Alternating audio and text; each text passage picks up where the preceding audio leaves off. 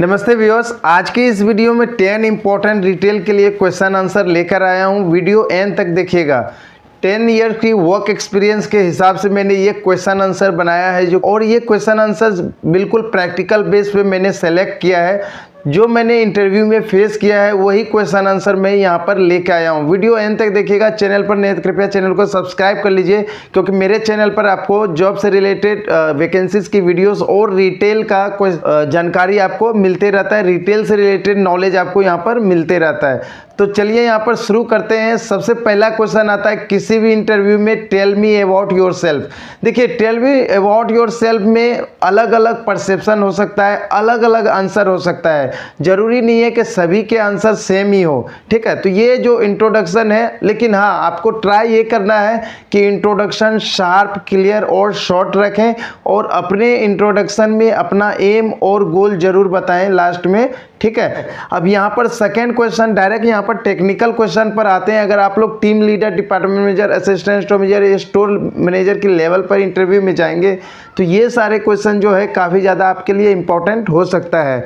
Second question यहाँ पर है, how do you manage inventory. जी हाँ दोस्तों, किसी भी रिटेल इंडस्ट्री में इन्वेंट्री काफ़ी ज़्यादा इंपॉर्टेंट होता है। इन्वेंट्री का मतलब है आपके जो प्रोडक्ट हैं उसकी काउंटिंग। अगर इन्वेंट्री प्रॉपर नहीं होगा तो आपका जो मैनेजमेंट है वो बिल्कुल हिल जाएगा, आपका स्टोर प्रॉफिट में नहीं आ सकता है, क्योंकि इन्वेंट्री के बगैर आपको यहाँ पर पता ही नहीं लगेगा कि कितना इन हुआ, कितना आउट हुआ, तो आपका स्टोर धीरे धीरे लॉस में जाने लगेगा।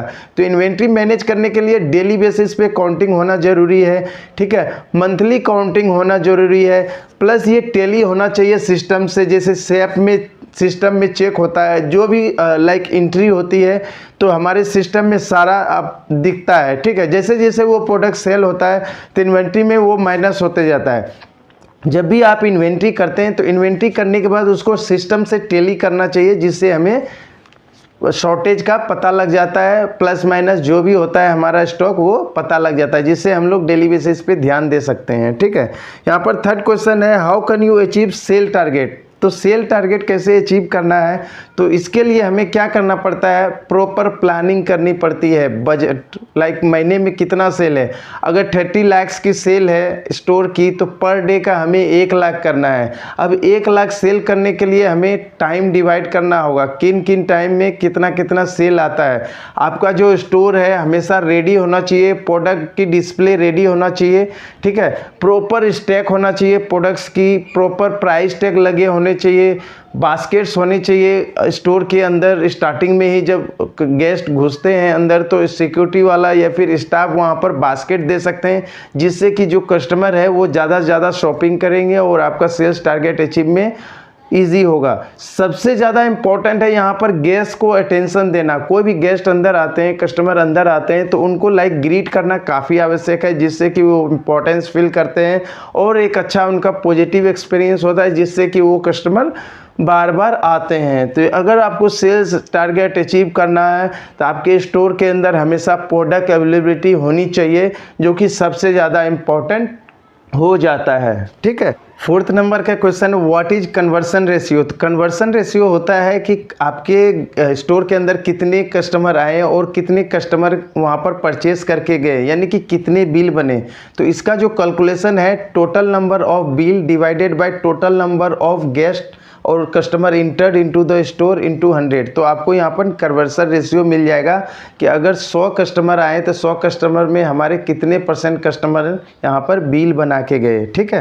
तो ये होता है कन्वर्सन रेशियो। यहाँ पर फिफ्थ क्वेश्चन है, how can you manage dump and shrink. तो डंप एंड श्रिंक होता है कि कोई भी प्रोडक्ट का शॉर्टेज या फिर डंप होता है, फ्रेश प्रोडक्ट ख़राब हो जाता है, वो डिस्पोजेबल प्रोडक्ट होते हैं, कई सड़ जाते हैं, गल जाते हैं, उसे लाइक डंप बोलते हैं, ठीक है। तो जैसे कि फ्रेश स्टोर्स होगा, ग्रोसरी स्टोर होगा, fresh fruits and vegetable store होंगे, मिल्क वाले स्टोर होंगे, ब्रेड वाले स्टोर होंगे, तो वहाँ पर डंप का आपका यहाँ पर देखने को मिलेगा डंप। और श्रिंक उसे बोलते हैं कि जो आपका एक्चुअल स्टॉक है और एक्चुअल स्टॉक और आपका जो इन्वेंट्री स्टॉक है, सिस्टम स्टॉक है, अगर उससे माइनस करेंगे तो आपको यहाँ पर श्रिंक मिलेगा। यानी कि जो थेफ्ट हो जाते हैं, चोरी हो जाते हैं, या फिर वो जो प्रोडक्ट आपको इन्वेंट्री में मिलता ही नहीं है, ठीक है, वो सारे यहाँ पर श्रिंक में आता है। जो कि यहाँ पर डैमेज हो जाते हैं वो सारे भी आपका श्रिंक में आता है, ठीक है। तो ये सारे होते हैं आपका डंप एंड श्रिंक। तो हर एक स्टोर का डंप एंड श्रिंक की टारगेट रहता है, कम से कम करना होता है, ठीक है, परसेंटेज में होते हैं, जिससे कि आपका स्टोर बेनिफिट में रहे, और श्रिंक कम से कम करना रहता है और डंप एक लिमिट में करना रहता है, ठीक है। तो उसी को डंप एंड श्रिंक बोलते हैं। यहाँ पर 6 नंबर का क्वेश्चन है, व्हाट इज़ पीएनएल। तो पीएनएल होता है प्रॉफिट एंड लॉस शीट। किसी भी रिटेल के लिए एक प्रॉफिट एंड लॉस शीट होती है, एक्सेल पे बनाई जाती है। कई स्टोर में वो 15 डेज़ में बनता है, कई स्टोर में 1 मंथ में बनता है, और मोस्टली जो रिटेल है उसमें 3 मंथ्स में बनता है। जो बड़ी कंपनी है वहाँ पर पीएनएल शीट हेड ऑफिस से बनाया जाता है, क्योंकि बहुत ऐसे खर्च हैं जो कि हेड ऑफिस को ही पता होता है कि कितना पीएनएल के अंदर बुक करना है, ठीक है। तो वो पीएनएल हेड ऑफिस में बनता है। लेकिन पीएनएल का मतलब है प्रॉफिट एंड लॉस। अगर आप पीएनएल शीट देखेंगे तो आपको स्टोर के अंदर कितनी सेल हुई, स्टोर के अंदर क्या क्या खर्चे से थे, ठीक है, स्टोर के अंदर क्या क्या यहाँ पर एक्स्ट्रा कॉस्ट आए, स्टोर का क्या डिप्रिसिएशन रहा है पर मंथ, क्या यहाँ पर डिप्रिसिएशन कॉस्ट आ रहा है, ठीक है, कितना कुछ आपने बिजनेस में किया पूरे महीने में, वो आपके पीएनएल शीट में दिखेगा, ठीक है। यहाँ पर ईबिटा भी आपको देखने को मिलेगा, जिसके अंदर आपको पता लगेगा कि आपका स्टोर प्रॉफिट में है या लॉस में है, या आप किस जगह खड़े हैं, आपके स्टोर के अंदर कितनी स्टाफिंग है, सब कुछ इस पीएनएल शीट में हिस्ट्री आपको पता लग जाएगा। तो स्टोर किसी भी रिटेल के लिए पीएनएल शीट काफ़ी ज़्यादा इम्पोर्टेंट हो जाता है, क्योंकि आपका पूरा बिजनेस का एक लेखा जोखा आपका पीएनएल शीट होता है, ठीक है। यहाँ पर नेक्स्ट क्वेश्चन है, व्हाट इज ईबिटा। तो ईबिटा होता है earning before interest tax depreciation and amortisation,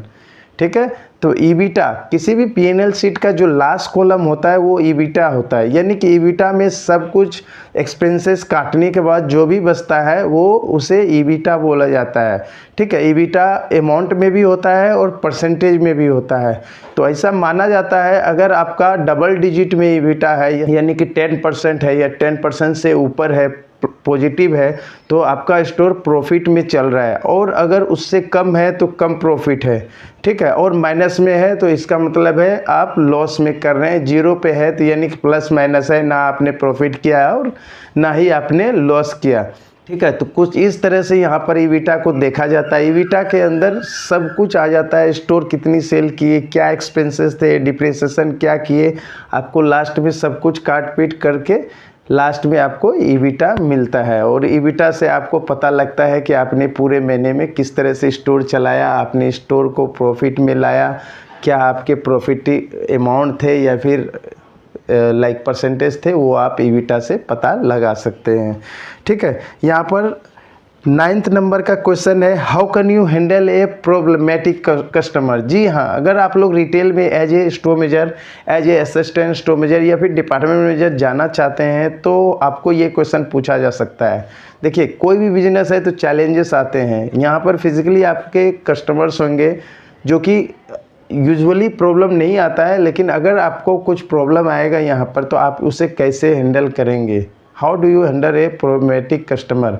अगर मान लीजिए किसी भी प्रकार की समस्या आता है तो आपको सबसे पहले उस समस्या को समझना है कि ये इशू क्यों आ रहा है, और आपको हमेशा कस्टमर के टुवर्ड्स काम करना है, ठीक है। जैसे कस्टमर को कोई भी परेशानी आ रहा है तो आपको उसे सॉल्व करना है, अच्छे से समझना है। अगर कस्टमर हाइपर हो रहे हैं तो उनको एक ग्लास ऑफ वाटर ऑफ़र कीजिए, उनको बैठाइए, बातें कीजिए कि सर क्या इशू आ रही है, आप ट्राई कीजिए उसको सॉल्व करने का जितना जल्दी हो सकता है। और अगर आपसे सॉल्व नहीं होता है तो आपको अपने एरिया मैनेजर को भी लूप में लेना है, उनको इन्वॉल्व करना है, जिससे कि ये जो प्रॉब्लम है और फर्दर स्टेज पे एस्केलेशन ना हो।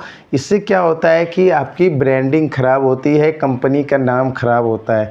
इसीलिए किसी भी कस्टमर को एक अच्छे तरह से पोलाइट वे में और इफोर्टली बहुत लाइक सॉल्व करना उनका इशू काफ़ी ज़्यादा इम्पोर्टेंट हो जाता है, क्योंकि ये ब्रांड वैल्यू को सीधा हैम्पर करता है, ठीक है। तो हमेशा कस्टमर को एक अच्छे वे में हैंडल करे, टाइमली हैंडल करे, ताकि वो प्रॉब्लम नेक्स्ट लेवल पर एस्केलेट ना हो, ठीक है। यहाँ पर देखिए नेक्स्ट, यहाँ पर 10th नंबर का क्वेश्चन आता है जो कि आखिरी क्वेश्चन है, how can you make a store into profit, ठीक है। तो देखिए मैक्सिमम जो रिटेल स्टोर होते हैं, सभी स्टोर यहाँ पर देखिए बिजनेस के लिए काम कर रहे हैं। तो प्रॉफिट में कैसे लाना है स्टोर को? प्रॉफिट में स्टोर को लाना है आपको, यहाँ पर खर्चे आपको डिक्रीज़ करने होंगे और सेल्स आपको बढ़ाने होंगे। अगर आप ये दो चीज़ कर लेते हैं कि सेल बढ़ा लेते हैं और ख़र्चा कम कर लेते हैं, तो आपका स्टोर प्रॉफिट में आ जाता है। तो यहाँ पर एक्सपेंसेस कौन कौन से हैं? तो पीएनएल के अंदर आपका यहाँ पर देखिए रेंट होगा, बिजली बिल होगी, वाटर की बिल होगी। जब रिक्वायर्ड ना हो तो आपको लाइक एसीज, ठंडी के समय में एसी ऑफ रख सकते हैं। वाटर की यूजेस प्रॉपर होना चाहिए, साइनेज प्रॉपर होनी चाहिए, ठीक है। Do not leave the water tap open without use, कुछ इस तरह से कर सकते हैं जिससे कि वाटर सेविंग होगा, आपका पानी का बिल कम आएगा। बिजली का भी यूज़ प्रॉपर कर सकते हैं, ठीक है। इन सारे रीजन से आपका क्या होगा, स्टोर की कॉस्ट कम होगी और आपका स्टोर प्रॉफिट की तरफ आएगा। सेल ज़्यादा से ज़्यादा बढ़ाना है, सजेस्टिव सेलिंग करना है, ठीक है। यहाँ पर गेस्ट जो आते हैं प्रॉपर अटेंड करना है, बास्केट प्रोवाइड करना है। इससे क्या होगा, आपका सेल इंक्रीज़ होगा। जितने भी प्रोडक्ट शेल्फ पे होंगे उन सब के प्रोडक्ट टैग लगाए होने चाहिए, जिससे कि कस्टमर को परचेज़ करने में इजी हो, बार बार काउंटर पर जाके पूछना ना पड़े कि भाई इसका प्रोडक्ट का टैग नहीं है तो हमें प्राइस का पता नहीं चल रहा है। ये सारी चीज़ें अगर आप करेंगे तो आपका स्टोर ऑब्वियसली प्रॉफिट भी आएगा। यहाँ पर ध्यान दीजिए, दो ही चीज़ ज़्यादा इम्पोर्टेंट है, सेल बढ़ानी है और दूसरा आपको एक्सपेंसेस कम करना है। एक्सपेंसेस के अंदर क्या आ गए, तो आपके स्टोर ऑपरेशंस कॉस्ट आ गए, जैसे कि रेंट हो गया, ठीक है, आपके बिजली बिल, पानी के बिल, ये सारे बिल्स जितने भी तरह के हैं। उसके अलावा स्टाफ की सैलरी, इंसेंटिव, ये सारी चीज़ें होती है जो कि कॉस्ट के अंदर आता है। तो दोस्तों आशा करता हूँ आज की ये वीडियो आपको इन्फॉर्मेशनल लगा होगा। इस डिटेल वीडियो से आप लोग कुछ सीख पाएंगे और मेरे इस एफर्ट के लिए दोस्तों आप लोग सिर्फ एक सब्सक्राइब कर दीजिएगा, मुझे काफ़ी खुशी मिलेगी। फिर मिलेंगे अगले वीडियो के साथ, तब तक के लिए धन्यवाद।